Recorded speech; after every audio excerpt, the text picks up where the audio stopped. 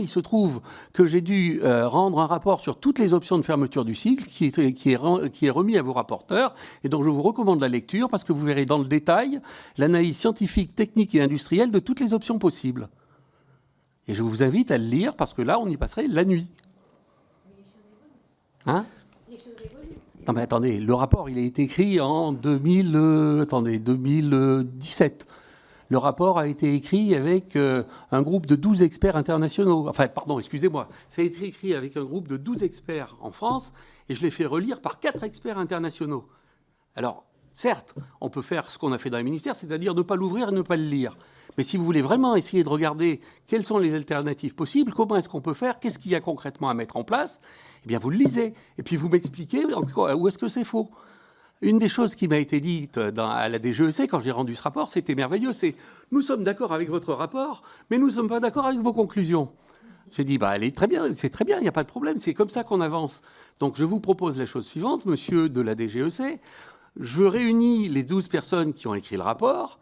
On se met ensemble, vous venez avec vos experts à la DGEC, et puis on discute le rapport page à page, ce que j'avais fait avec l'ADEME, pour essayer d'analyser où est-ce que vous n'êtes pas d'accord, et on reprend notre copie et on va plus loin. Jamais je n'ai eu de réponse. Ça, je considère que ça n'est pas digne d'une administration qui est censée prendre des décisions majeures pour le pays. Donc ce que je dis simplement, je n'ai pas la prétention de tout savoir, j'ai les prétentions d'avoir tout étudié de la manière la plus rigoureuse que je pouvais faire.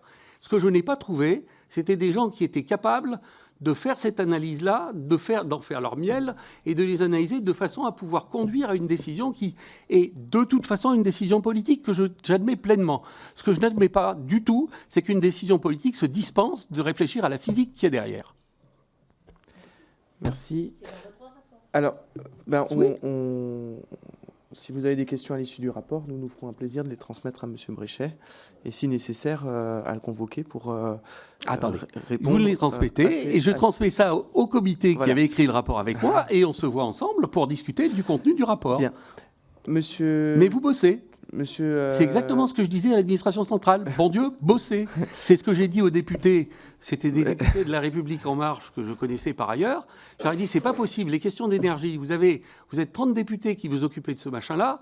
30 députés, il doit y avoir une quinzaine de questions importantes à traiter. Ces 15 questions importantes, vous les prenez 2 par question. Au bout de 6 mois, vous serez capable de poser les bonnes questions aux rapporteurs.